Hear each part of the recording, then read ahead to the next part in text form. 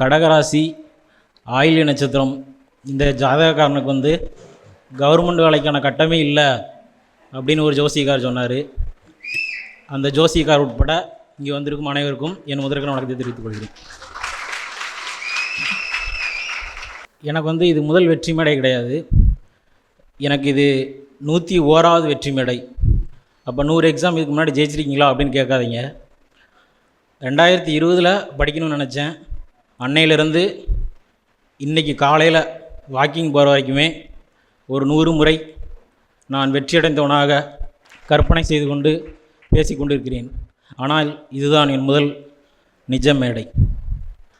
100 முறை பேசினாலும் 100 முறையும் எந்த தடுமாற்றமும் கண்ணீரும் இல்லாமல் சாலையில் தனியாக பேசி போய் கொண்டிருந்திருக்கிறேன். சாலையில் போகும் வாகனங்கள், சாலையில் போகும் அனைத்து நபர்களும் ஏதோ தனியாக ஒரு பைத்தியக்காரன் ரோட்டில் புலம்பி போய் கொண்டிருக்கிறான் என்று தான் நினைத்திருப்பார்கள். ஆனால் அன்றெல்லாம் தடுமாறாமல் பேசினேன். இன்று எனது முதல் நிஜ மேடை.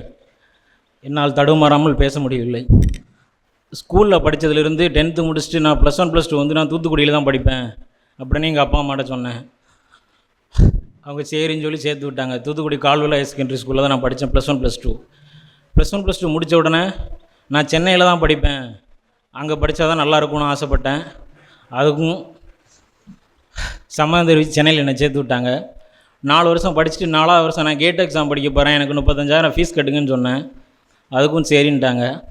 4வது வருஷம் நான் வெளியே தான் தங்குவேன், காலேஜ் ஹாஸ்டலில் தங்க மாட்டேன் அப்படின்னு சொன்னால் அதுக்கும் சரின்ட்டாங்க.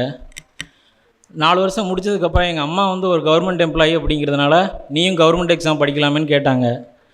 நான் இல்லை, நான் தனியாருக்கு தான் போவேன், அதில் தான் சம்பளம் அதிகமாக வரும், இதில் நிரந்தர சம்பளம்னு சொல்லி ஒரு குறிப்பிட்ட அளவிலே முடக்கிடுவாங்கன்னு சொன்னேன்.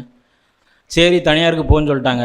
1 வருஷம் கஷ்டப்பட்டு வேலை பார்க்க கஷ்டமாக இருக்குன்னு சொன்னோன்னே நான் கவர்மெண்ட் வேலைக்கே படிக்கிறேன்னு சொன்னேன். அதுக்கும் சரின்ட்டாங்க. 2020 படிக்க வந்து 4 வருஷம் ஆச்சு. 2024 ஒரு முறையும் குரூப் 1 ப்ரிலிம்ஸ் கிளியர் பண்ணி மெயின்ஸ் போய் கிளியர் ஆகலை, குரூப் 2 ப்ரிலிம்ஸ் கிளியர் பண்ணி மெயின்ஸ் போனால் கிளியர் ஆகலை. போன குரூப் 4 164 கொஸ்டின் தான் போட்டேன், அதுலேயும் கிடைக்கல. அடுத்த குரூப் 4 கிளியர் பண்ணிடுவேன்னா அதுக்கும் சரினாங்க. எந்த விஷயத்துலையுமே வந்து நான் சொன்னதை வந்து நம்பாமல், இல்லை இது சரிப்பட்டு வராது, நீ இதை தான் செய்யணும் அப்படின்னு சொல்லி என்கிட்ட கட்டாயப்படுத்தினதே கிடையாது.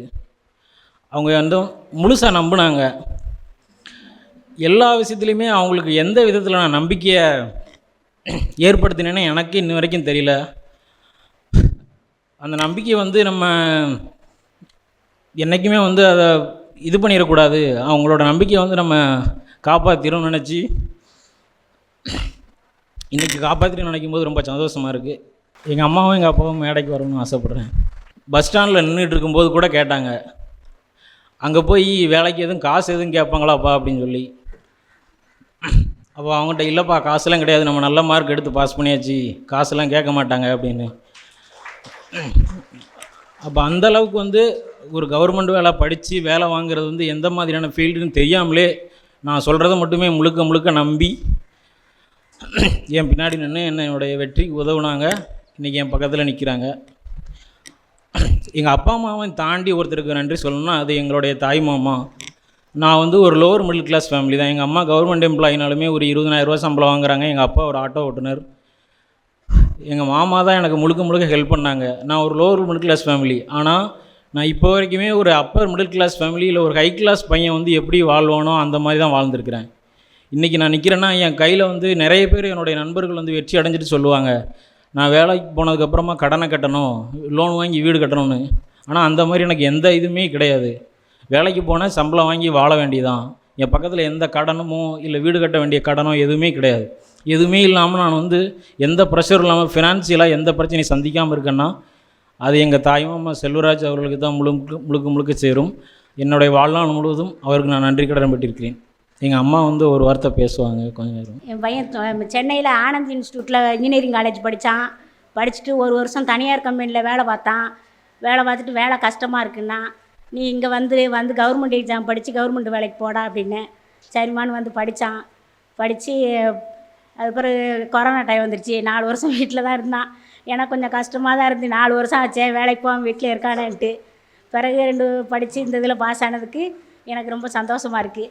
ஈன்ற பொழுதில் பெரிதோக்கும் தன் மகனை சான்றோர் என கேட்டதாயின்னு சொன்ன மாதிரி ஈன்ற பொழுதில் அவனை ஆம்பளை பிள்ளை பிறந்திருக்குன்னு கேட்ட சந்தோஷத்தை விட இப்போ வேலை கிடச்சிருச்சிங்கிற சந்தோஷம் எனக்கு ரொம்ப பெருமையாக இருக்குது. நன்றி. ப்ரிப்பரேஷன் பண்ணும்போது என்னென்னா, ஒரு குடும்பஸ்தன் வந்து ஒரு நிறுவனத்தில் வேலை பார்த்துட்டு தன்னுடைய குடும்ப வாழ்க்கையும் எப்படி சரிசமமாக பங்கு போட்டு வாழ்வாரோ அதே மாதிரி நம்மளும் போட்டித் தேர்வுக்கு தயாரானாலும் நம்மளோட இயல்பான வாழ்க்கைன்னு ஒன்று இருக்குது. எப்போவுமே நம்ம நண்பர்களை சந்திப்போம், படம் பார்க்கணுன்னா படம் பார்க்க போவோம், ஒரு காதலி இருப்பாங்க, அவங்கள போய் சந்திப்போம். இது எல்லாமே ஒரு அஸ்பிரண்ட்டுக்கும் இருக்கணும்.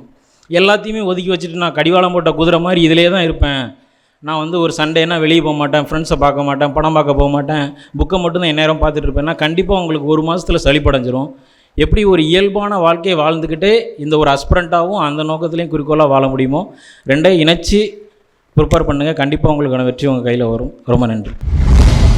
சுரேஷ் IAS அகாடமி, வெற்றியின் முகவரி.